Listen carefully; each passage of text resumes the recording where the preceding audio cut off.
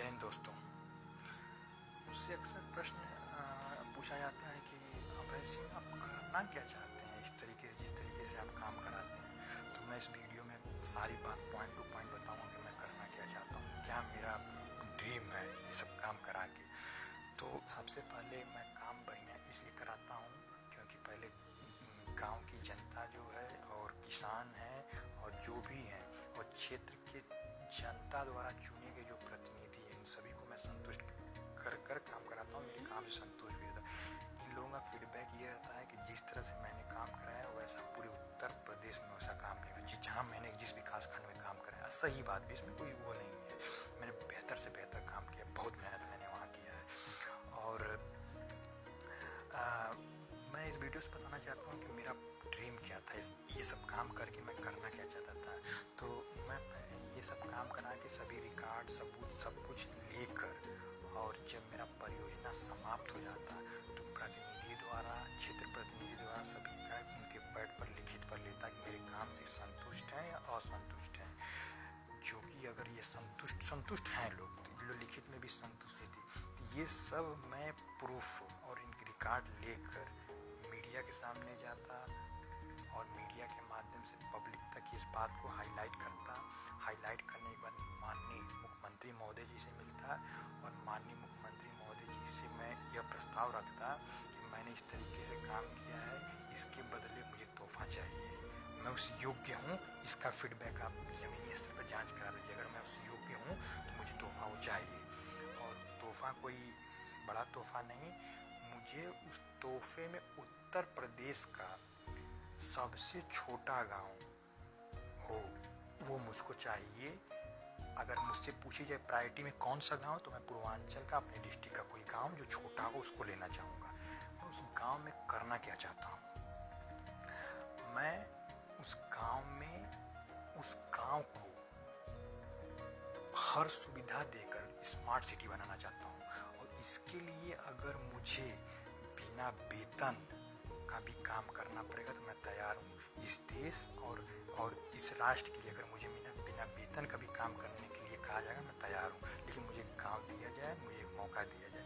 और रही बात कि मैं काम करा लूँगा कि नहीं करा लूँगा, तो मेरे इसी फेसबुक पेज पे 2022 से 2024 तक सभी फोटो वीडियो अपलोड हैं कि मैंने किस तरीके से काम कराया है। बिना अनुभव का मैंने इस तरीके से काम कराया, तो मेरा दिल कहता है कि मैं वहाँ भी काम करा लूँगा। अब रही बात वहाँ पे मैं काम क्या कराऊँगा, कैसे कराऊँगा, तो सबसे पहले उस गांव का एरिया लूँगा कि उस गांव की क्षेत्रफल क्या है, और उसका नक्शा निकलवाऊँगा और अपने भी एक नक्शा बनाऊँगा। उस नक्शे में सड़क, नाली, मतलब सिविल की हर एक चीज़ उसमें रहेगी, उसको मैं नक्शे में बनाऊँगा। और उस गांव में जो भी ये मैं बताने जा रहा हूँ, इस चीज़ का पैसा आता है, ज़मीनी स्तर पर घटिया गुणवत्ता काम करा के निपटारा कर दिया जाता है, लेकिन मैं उसको बढ़िया गुणवत्ता काम कराऊंगा। जैसे उदाहरण मैं कुछ देना चाहता हूँ, पंचायत भवन तो ग्राम पंचायत में होते ही नहीं, उसके लिए हम नहीं बात करेंगे। गांव में एक अच्छा विद्यालय हो, जो कि वो भी रहता है ज़्यादातर, एक वो हो, उसको बढ़िया तरीके से बनाएं, कुछ अलग तरीके से बनाएं कि बच्चे वहाँ पे पढ़ने के लिए प्रेरित होकर आएँ कि मुझे इसी कॉलेज स्कूल में पढ़ना है। ये चीज़ हो गया। दूसरा पॉइंट ये रहा कि उस गांव में मुझे हर एक फैसिलिटी देनी स्मार्ट सिटी की तरह। जैसे मैं उदाहरण में बता दूँ, उस गाँव में एक पार्क बनेगा, उस पार्क में झूला भी रहेगा, सब कुछ रहेगा। उसके बाद हम एक बच्चों के लिए स्टेडियम बनाएंगे खेलने कूदने के लिए, जो कि सबका बजट सरकार देता है, लेकिन काम होता नहीं है जमीनी स्तर पर। ये बनवाएंगे जिससे बच्चे वहाँ पे खेले कूदें, जिसका खेल कूद में जाने का उत्साहित है, तो वहाँ से वो अपना सपना पूरा कर सकते हैं। फिर उसके बाद मैं गांव में एक तालाब बन जाएगा वो सभी के लिए, वो तो बात की बात है। उसके बाद गांव में एक मैरिज हॉल बने, जो कि इसका भी सरकार बजट देता है, कुछ ग्राम पंचायतें बना भी है, सिर्फ वो नाम के लिए बना है। मैरिज हॉल इसलिए कि बहुत लोग गरीब होते हैं, बहुत लोग अमीर होते हैं, ये सिर्फ गरीबों के लिए है कि किसी की घर तेराई है, किसी की बेटी की शादी है, किसी के बेटे का तिलक है, तो वहाँ से सारी फैसिलिटी वो कर सके वो। और उस मैरिज हॉल का कुछ शुल्क रखा जाए जिससे सरकार को भी उसका फ़ायदा होता रहे कि मैंने बनवाया तो उसका कुछ हमें मिलता रहता है। फ्री में अगर रहेगा तो उसका गलत दुरुपयोग किया जाएगा। ये चीज़ है। ऐसी बहुत से उदाहरण है। मैं शॉर्टकट वीडियो बनाऊँ। और एक चीज़ और चीज़ उस गाँव में रहना चाहिए जो है वो है लाइब्रेरी। और उस गाँव में लाइब्रेरी में भी ऐसा रहना चाहिए कि गरीब के बच्चे हैं जो सरकारी स्कूल में पढ़ते हैं उन्हीं की प्रायोरिटी दी जाएगी उसमें पढ़ने के लिए, उसमें सारी फैसिलिटी दी जाएगी कि कैसे क्या है। और उनसे भी 100-200 जो भी शुल्क लिया जाएगा, जिससे ये रहेगा कि पैसा इसलिए नहीं लिया जाएगा कि नहीं, पैसा इसलिए लिया जाएगा ताकि उनको लगे मैं पैसा दे के पढ़ने आ रहा हूँ। ये चीज़ हो गई। अब रही बात की इतना ये शॉर्टकट में मैंने बता दिया, ऐसी बहुत से उदाहरण हैं जो गाँव को एकदम विकसित कर देंगे। और उस ग्राम पंचायत में जितने लोग द्वारा ड्रेनेज वाला पानी निकले उसको नाली में कर गांव से बाहर एक तालाब बनाएंगे। और उस तालाब में उस सभी ग्राम का जो ड्रेनेज वाला पानी है उसको इकट्ठा कर रिसाइकल कर यांत्रिकी विधि से उसको ग्राउंड लेवल के जो वाटर उसको बढ़ाने का काम करेंगे। और बारिश में जो पानी गिरता है छतों पे और सड़क पे जहाँ भी फील्ड में इत्यादि, उन सभी को एक ऐसा व्यवस्था कर रेन वाटर हार्वेस्टिंग सिस्टम का भी व्यवस्था हम लोग करेंगे जिससे उस पानी को रिसाइकल यूज किया जाए। और इसके बाद गांव में एक कई छोटे छोटे बड़े जैसा आवश्यकता अनुसार तालाब खोदे जाए। तालाब इसलिए खोदे जाए जब उस गांव में बाढ़ आए तो उस गांव में जब बाढ़ आए तो सभी बाढ़ के पानी को वहाँ एकत्रित करके इकट्ठा किया जाए जिससे सिंचाई के लिए काम आ सकता है। और इसके साथ ही सरकारी नलकूप विभाग वाला ट्यूबवेल हर खेत में डिसाइड कर 2, 4, 5 जितना भी आवश्यकता लगाएं जिससे किसान अपना सिंचाई अच्छे से कर सकें, जिसमें सिंचाई में पानी के लिए उनको कोई बाधा ना आए।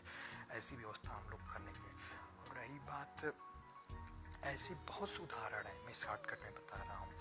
और उस गांव में जितने भी ITI पॉलिटेक्निक बीटेक कर घर बैठे हैं बच्चे, उनको हम उसी गांव में विभिन्न विभाग का काम होगा तो उनको वहाँ से अप्रेंटिस कराएंगे। चाहे वो मैकेनिकल का हो, मैकेनिकल है तो बोरिंग वाला देखेगा काम, सिविल वाला है तो सिविल देखेगा, इलेक्ट्रिकल वाला देखेगा इलेक्ट्रिकल का काम देखेगा। इससे ये हुआ कि ये लोग अप्रेंटिस करते हैं, ये लोग सेटिंग कर जाते नहीं हैं, पैसा निकाल लेते हैं। इससे रह गाँव में रहकर ये सीखेंगे कि काम कैसे होता है, कैसे कराया जाता है, तो ये तेज तर्राक इंजीनियर बनेंगे। अब जब अपने आँख से देखेंगे कराएंगे तो इनको कुछ उसका शुल्क भी दिया जाएगा जो भी होने लायक रहेगा। तो इससे रोजगार बढ़ेंगे। रोजगार के साथ उस गांव में जो काम होंगे, जैसे मान लो पाइपलाइन का काम है तो प्लम्बर मिल गए उसी गांव का लें, मिस्त्री उसी गांव का लें, मजदूर उसी गांव का लें, उस गांव का रोजगार बढ़ेगा। उस गांव का रोजगार बढ़ेगा कि कैसे का जो non technical BA BSc BCom है, BCom वाला उसको हम एस्टिमेटिंग में भेजेंगे कि बिल कैसे किया जाता है, वहाँ से वो सीखेगा। और इस तरह से हम लोग काम करेंगे। और रही बात अब काम कैसे करेंगे, जब इतना हम काम कर लेंगे, जब मैं और फिर इसके बाद जब मेरा काम पूरा हो जाए तो अब यहाँ पे मेरे रिजल्ट की बात आती है कि मैं काम कैसा किया हूँ। तो ग्रामीणों द्वारा एक फीडबैक लिया जाए कि ये जो भी काम करें इनके काम से संतुष्ट हैं या असंतुष्ट हैं। अगर वो ग्राम पंचायत के जितने भी ग्रामीण हैं, प्रतिनिधि हैं, अगर मेरे काम से वो संतुष्ट हैं तो मैं ये सोचूंगा कि मेरी पढ़ाई इस देश के काम आ गई। अगर वो मेरे काम से असंतुष्ट है, मैं इस बात को खुशी खुशी स्वीकार करूंगा कि मेरी पढ़ाई इस देश के काम नहीं। क्योंकि पढ़ाई का मतलब होता है कि इस देश के काम आनी चाहिए। पढ़ाई अपने लिए नहीं पढ़ी जाती, पढ़ाई देश के लिए पढ़ी जाती है कि देश में इनका ये योगदान था।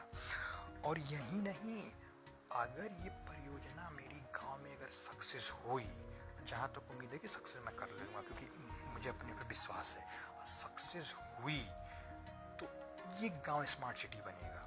इसके अलावा जो जितने अप्रेंटिस किए हैं लड़के, उनको हम हर ग्राम पंचायत में भेजेंगे उत्तर प्रदेश के। जैसे जैसे मैं काम कराएं वो भी ऐसे वहाँ काम कराएंगे क्योंकि वो काम कर चुके हैं। जब मैं बिना अनुभव का मैं इस तरीके से काम करा सकता हूँ तो वो तो सब कुछ देखे रहेंगे तो बढ़िया काम कराएंगे। वो 10 इंजीनियर इस गांव में अप्रेंटिस किए हैं तो वो 10 गांव में जाएंगे, भेजे जाएंगे, तो उस 10 में और अप्रेंटिस करेंगे तो वो 100 जगह जाएंगे। ऐसे करते करते एक एक गाँव सबको दिया जाएगा। इससे ये होगा कि मेरा गांव जो है, हर गांव स्मार्ट सिटी हो जाएगा, पूरा उत्तर प्रदेश स्मार्ट सिटी होगा। और इसके बाद ये जो इंजीनियर रहेंगे ऐसे लोगों को बिहार भेजा जाएगा।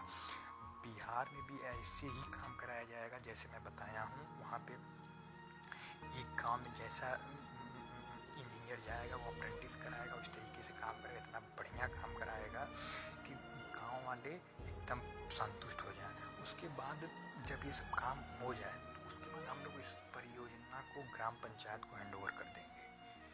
हमारा प्रोजेक्ट कंप्लीट होने के बाद इस परियोजना को हम लोग ग्राम पंचायत को हैंड ओवर कर देंगे।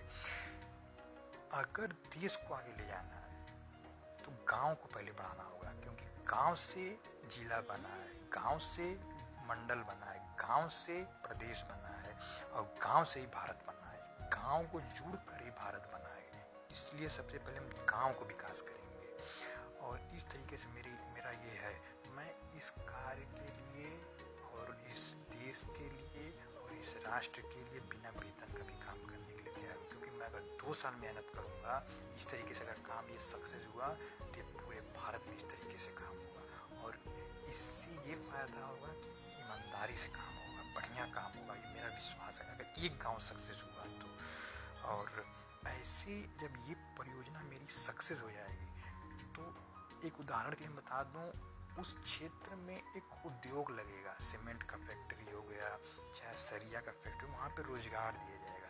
अगर ये परियोजना मेरी सक्सेस हुई तो ऐसे बहुत से उदाहरण मेरे पास हैं जो कोई सोच नहीं सकता। बहुत अच्छे अच्छे विचार मेरे पास हैं, उसको हमको लगता है अभी बताना सही नहीं है। अगर ये चीज़ मेरी परियोजना अगर सक्सेस हुई तो मैं इस देश के लिए बहुत कुछ करूँगा। जय हिंद, जय भारत।